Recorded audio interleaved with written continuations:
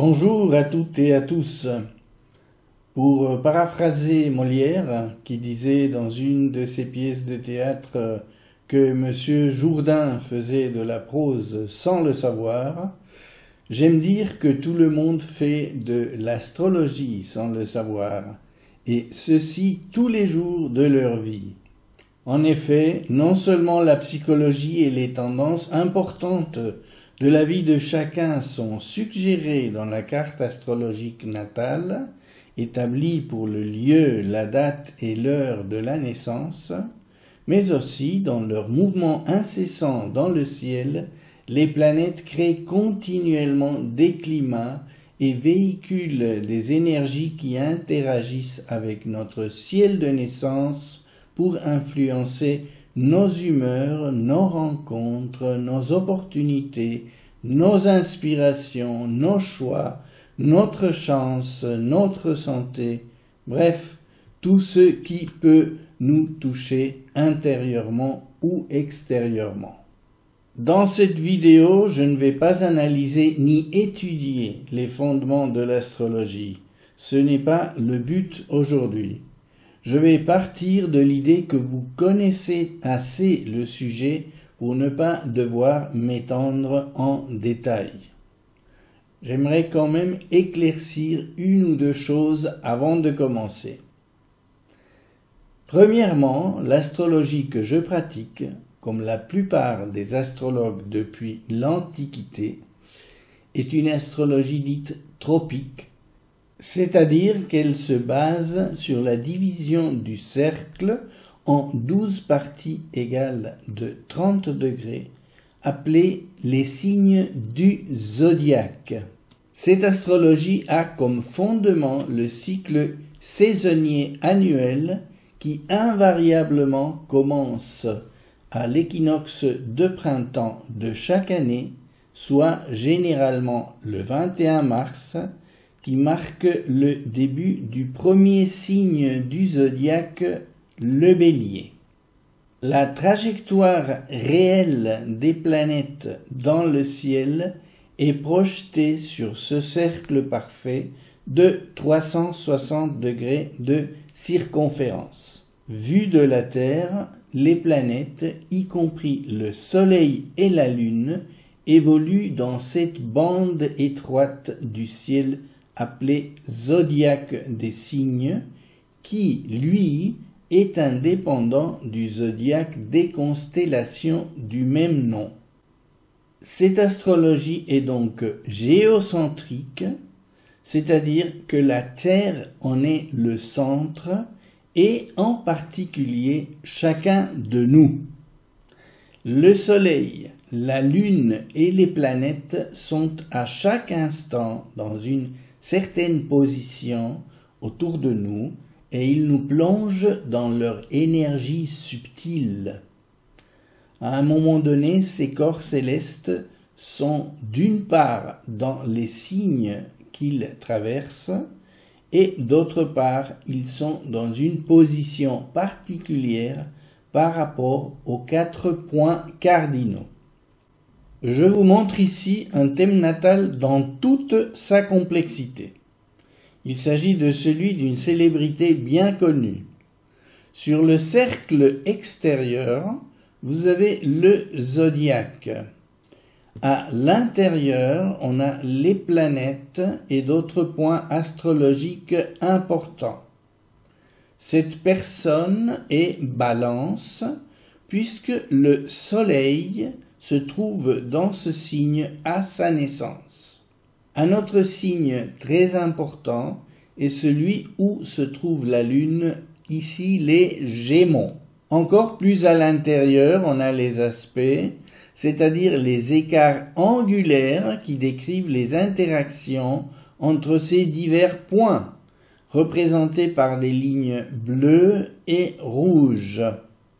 Remarquez aussi que cette carte est orientée par rapport à l'horizon, c'est-à-dire qu'elle est calculée pour le lieu et le moment exact de la naissance. Elle tient donc compte de la rotation de la Terre sur elle-même en 24 heures. À ce moment-là, nous avons un signe qui se lève à l'est, en l'occurrence ici à gauche du schéma. Il s'agit du Sagittaire. Ce signe est bien l'ascendant de cette personne, et il y a aussi un autre signe qui se situe en haut du thème au sud, c'est le milieu du ciel. Et vous voyez bien dans le cercle intérieur qu'il y a des chiffres de 1 à 12. L'ascendant est le point de départ de cette autre division du zodiaque que l'on appelle traditionnellement les maisons. Il s'agit des 12 secteurs où les énergies combinées des planètes et des signes vont agir dans les domaines les plus pratiques de la vie, mais aussi psychologiques, tout au long de l'existence de cette personne. Contrairement aux signes, ces maisons sont de largeur inégale à cause de la latitude du lieu de naissance de la personne en question. Si l'on veut faire une interprétation correcte de ce thème natal, il faut tenir compte de tous ces facteurs et de tous les échanges énergétiques qui se produisent entre eux. Pour faire des prévisions personnalisées à cette personne, on doit par exemple superposer à ce thème natal l'état du ciel pendant une certaine période. C'est ce que je vous montre par exemple ici pour un jour donné où j'ai superposé le ciel courant sur le ciel de naissance de la personne. Jour après jour, les planètes transitent dans le ciel, ce qui donne lieu à la prévision par la méthode dite des transits. Chaque point précis, chaque planète, chaque angle du thème natal devient récepteur d'une ou plusieurs influences qui viennent du ciel en cours, aujourd'hui, demain, dans un mois, dans une année. Vous voyez que les interactions entre ces différents points deviennent très complexes et une interprétation prévisionnelle en bonne et due forme nécessite une étude approfondie.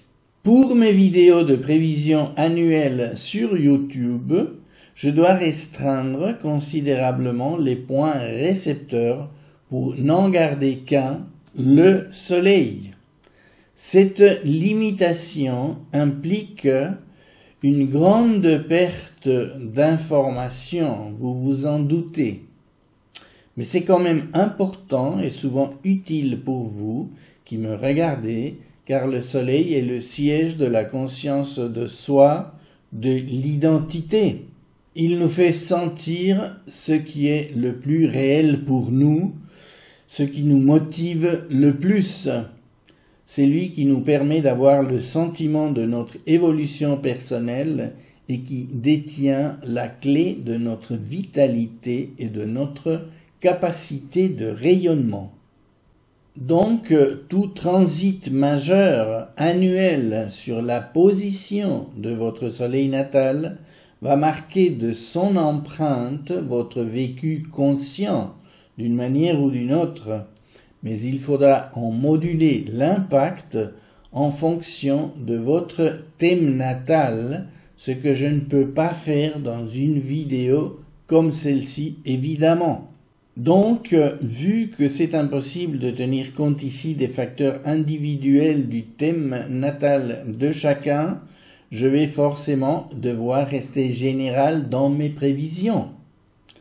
Pour affiner le plus possible, j'essaierai de différencier ces analyses en fonction de la position de votre soleil natal dans l'une des 3 parties de 10 degrés qui constituent chaque signe, appelé décan.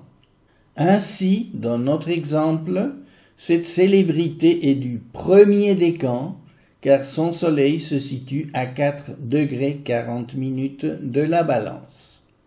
Pour établir ces prévisions générales, je vais surtout tenir compte des transits des planètes lentes sur votre soleil. Ces planètes sont Jupiter, Saturne, Uranus, Neptune et Pluton, auxquels l'astrologie moderne ajoute souvent le centaure Chiron, un astéroïde comète découvert en 1977 qui circule entre les orbites de Saturne et Uranus dans un cycle de 50 ans. À cause de leur faible vitesse, vue de la Terre, ces planètes lentes créent des climats astrologiques persistants qui deviennent actifs lorsqu'ils se mettent en résonance avec des points sensibles du thème natal de chacun, et ceci pour des périodes proportionnellement longues en fonction des vitesses de ces planètes. Ainsi, un transit de Pluton peut déployer ses effets pendant toute une année, voire 2 ou 3, alors que celui de Jupiter ne dépassera pas la durée d'une année. Quant aux planètes rapides en transit, Soleil, Lune, Mars, Mercure et Vénus, leurs effets, s'il y en a, seront fugaces, à l'exception des cas où certaines de ces planètes feront une boucle de rétrogradation autour de votre Soleil natal, auquel cas leurs influences pourront se comparer à celles des planètes lentes. Les aspects harmoniques, trigones sextiles, seront dessinés en bleu. Les conflictuels, carrés, oppositions, seront en rouge, et ceux qui représentent un obstacle ou une transition, quinconce, seront en vert. On me demande souvent si mes prévisions annuelles sont valables pour l'ascendant. La réponse est oui en ce qui concerne notre manière de nous relationner, car l'ascendant marque très souvent notre personnalité et comment les autres nous perçoivent. L'ascendant est aussi important au niveau de la santé. Ce sont surtout les transits par conjonction qui seront importants, car ils orienteront votre humeur en fonction de la planète en question. Dans cet exemple, nous avons sous les yeux le thème natal d'une native de la Balance, et le cercle extérieur, comme j'ai déjà dit, représente l'état du ciel pour une date actuelle ou future donnée. Puisque dans mes vidéos de prévisions annuelles, je m'adresserai à toutes les naissances du signe, ce thème astral sera réduit en fait à son expression minimale, le signe, et le soleil se trouvera dans n'importe quel endroit de celui-ci. C'est pourquoi tous les balances seront représentés par leur signe, coloriés en jaune, la couleur du soleil, et pour la prévision, sur le schéma, il ne restera plus que le cercle extérieur, celui de l'état du ciel pour la période prévisionnelle choisie, comme ceci. Pour simplifier, je dessinerai les aspects des planètes sur le milieu du signe, mais dans mes descriptions, je préciserai pour quelle fourchette de naissance ou pour quel décan du signe les aspects seront effectifs. Donc ici à droite ou bien oralement, bien entendu. Voilà, je termine ainsi cette introduction en espérant qu'elle vous donnera envie de visionner mes prévisions annuelles. Je vous remercie de votre intérêt pour mon travail, vous dis au revoir et à bientôt.